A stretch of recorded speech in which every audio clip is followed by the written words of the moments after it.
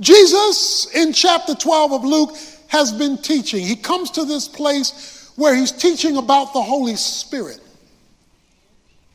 and how important he is and critical he is for time and eternity. His teaching is interrupted by one of the listeners, one of the persons who was there listening to the sermon.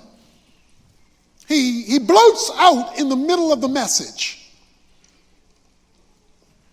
Someone, verse 13 says, in the crowd said to him, a listener to his teaching, "Teacher," because he's been teaching, "tell my brother to divide the family inheritance with me."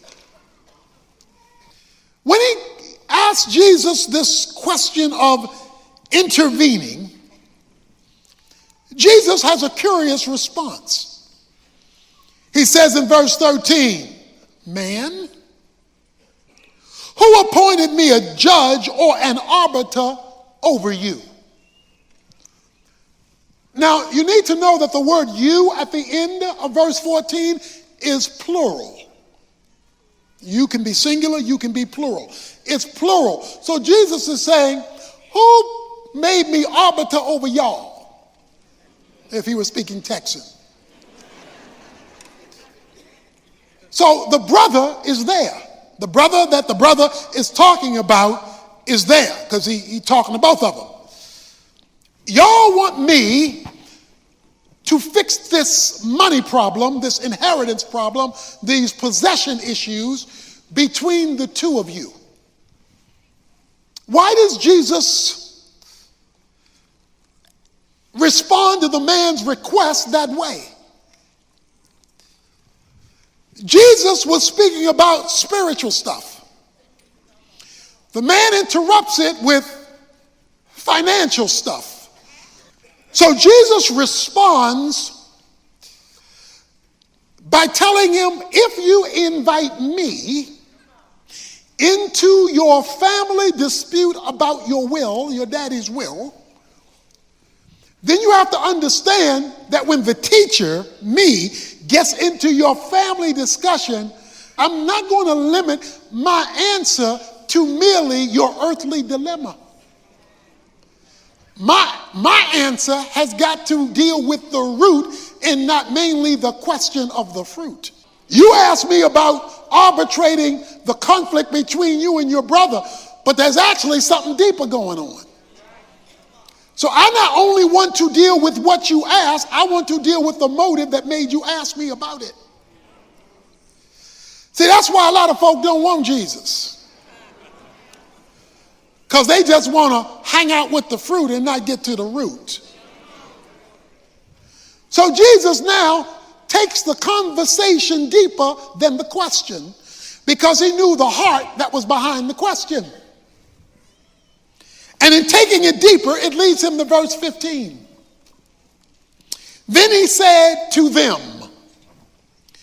"Beware, watch out, and be on guard for every form of greed.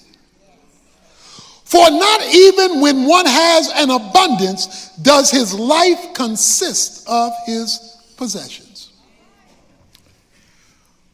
Oh, Jesus, you didn't take the man's simple question and turned it into something else.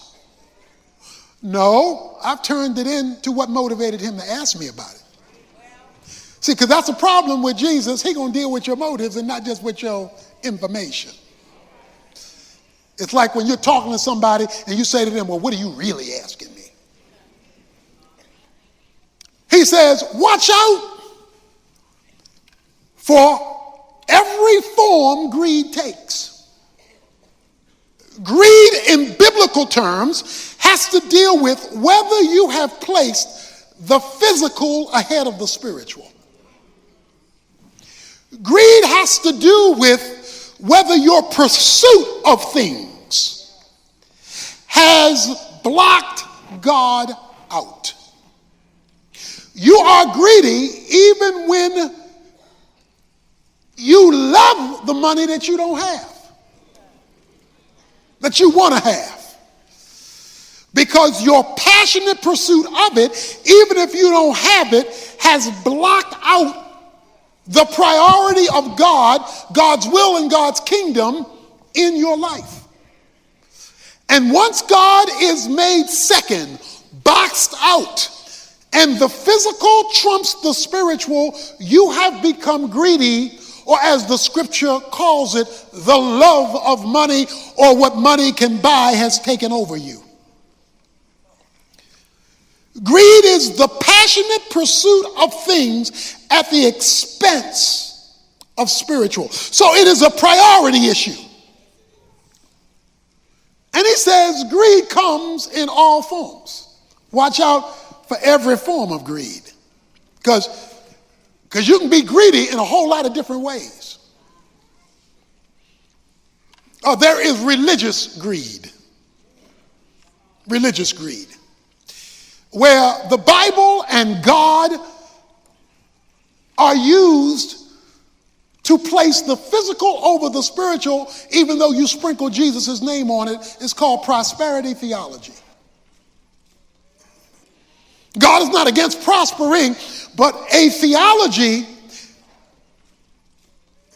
that makes God your Santa Claus, that makes God merely your financier,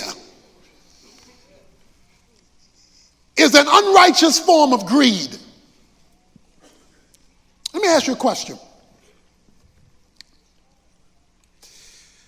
When God told Moses to tell Pharaoh to let my people go, where was God telling Moses to tell Pharaoh to let his people go to?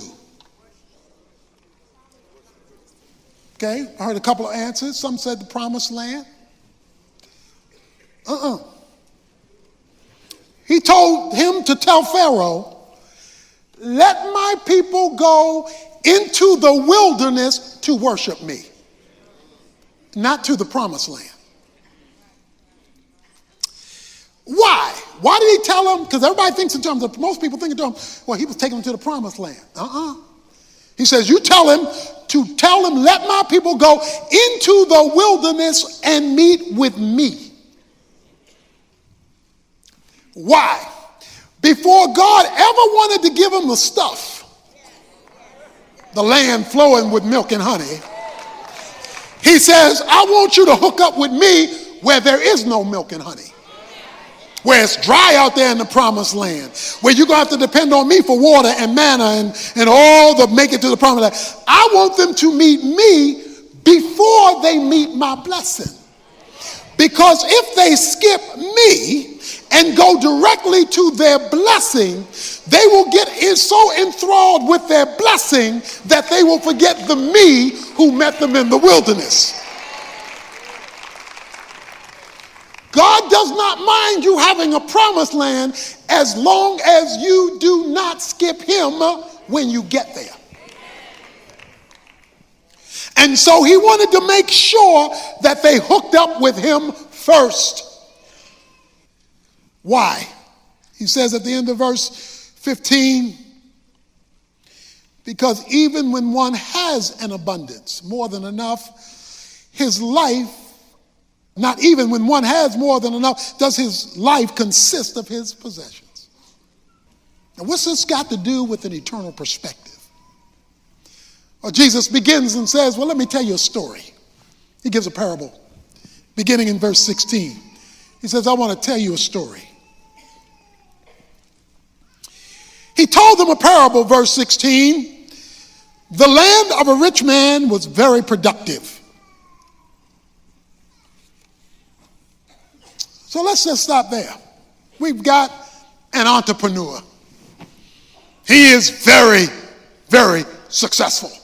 He's what every person dreams to be, productive in his life, and he was very productive. So this is the guy who worked hard, who took care of his business, and it was working out for him. Verse 17 tells us a little bit more about him. And he began reasoning to himself, saying, what should I do, since I have no place to store my crops? This is what I will do. I will tear down my barns and build bigger ones, and there I will store all my grain and my goods. If you read this story, you will see him referring to himself 14 times. I, me, my, you. He keeps talking about himself. He says, I'm going to do this, and I'm going to do that, and I'm going to plan this, and I'm going to plan that. And where you going with all this, mister? He said, and when I get all this stuff where I want it to be, he says, then I will say to my soul, I will say to my soul, soul, you have many goods laid up for many years to come. Take your ease, eat, drink, and be merry. It's time to retire. And he spent all of his working time to make that dream of retirement occur. Is that a problem? Is Jesus downing, planning for the future? No. Let me tell you what he's doing. Jesus says, but God said to him, you fool. You fool. You didn't hear me. You fool. What's the problem? This very night, your soul is required of you, and now who will own what you have prepared? Here's our problem with our productive entrepreneur. He had a major miscalculation. He was assuming something. He was assuming he was going to get to retire. He was assuming he was going to make it to Social Security. He was assuming eat, drink, and be merry. It was all about his party in time. He was doing what many people do today. Put off God till I have time. Put off God till I don't have to work. Put off ministry to others until I can get around to it. Right now, I got a bill for my future. But he ran into two words. Two words that can reverse for good or for evil any scenario at any time. But God. See, you can't leave those two words out of your equation, because those two words can totally reverse your situation for good or for bad. But God. 1 Timothy chapter 6, verses 6 to 16 talks about those who are rich, those who wanted to be rich. And he says the love of money is the root of all evil. Not money, but the love of it. Why? Because you put it before God. He says if God gives it to you, he gives it to you to enjoy, but he expects you not to lose him in the process of gaining it and not to forget others in the process of using it. This guy made it. But what he forgot along the way was that everything he was using to make it depended on God. Okay, let's review. He had very productive land, but I don't think he made land. So the very system that he was building his productivity on depended on God creating property. His land was productive, which means he had rain. I don't think he made rain. Well, his productive land depended on sun. He ain't make that. His productivity that depended on land, sun, and rain needed seed. But he didn't make seed in a lab. It came from crops that already existed, that had a system built into it to reproduce after its own kind, giving him seeds for more productivity than he started with. And even his own ability to get up in the morning depended on oxygen being present. So his whole reproduction, not only that, but the material he needed to build the barns in order to store the crop depended upon raw material that had already been created. The wood came from trees that God planted. So there is no productivity without God. God does not want you to wait till you make it to include him. He doesn't want to have to wait till you finish school. Wait till you get that job. Wait till you get that promotion. Wait till you get that financial windfall. Wait till. He doesn't want you to wait till. Because he could call your name tonight. And then he says, now what will you do with what you have? Nothing. Because you never see a hearse pulling a U-Haul. You do not get to take it with you. What he is not condemning it. He is not saying it's wrong as long as it's legitimate. We've got some business folk here or business folk wannabes. Entrepreneur wannabes, okay? So God has a special passage for you. It's in James chapter 4, verses 13 and 16.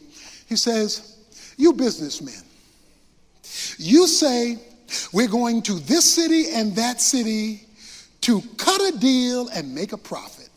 That's what you say. That's what you say. He says, but what you ought to say is if it's the Lord's will, we're going to go to this city and that city and make a profit. Because you leave God out of even the planning of cutting the deal. You're on your own. Okay, so God, what's your point? What you want? What do you want us to get out of this from an eternal perspective? He tells you in his closing verse, verse 21, so is the man who stores up treasure for himself and is not rich toward God. There it is. He says, here's my point. He's talking to the man who wants Jesus to arbitrate between him and his brother. He says, you want to be rich for you. And there is no divine consideration in anything you are planning. You are planning this independently of God, because I want to get to the root. The more aware you are of your mortality, the more you live with different priorities. When our desire for stuff disconnects us from God, guess what he's saying? You're going to miss life. Rich in life can make you poor with God. Not because rich is wrong, but because misplacing God is wrong. Jesus is saying, mister, don't be a fool. Don't be a fool. Yes, plan. Yes, maximize what God gives you, but not at the expense of God. At whatever level God gives it. I like you sit down and you watch TV and they got commercials about medicines designed to make you better. To heal your sickness, to heal your hurts and your pains. And they advertise these medicines because they are there to give you a better life. To help you feel better.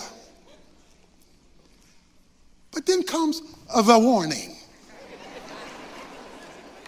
Some commercials spend more time on the warning than the description of the benefit of the medicine. There is one commercial that says this medication will help you sleep. Beware, it may give you suicide thoughts.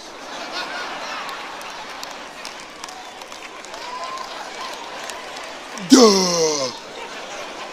What? Another medicine. This will heal you, but it could kill you. This world offers you medicine.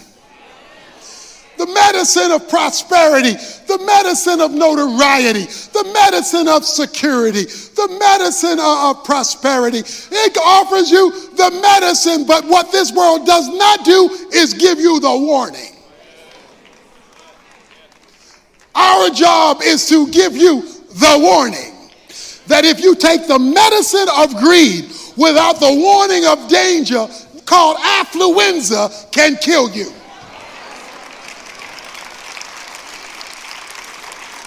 So don't leave God out if you want to have life and not just want to exist. Because a person's life does not consist of the things that he or she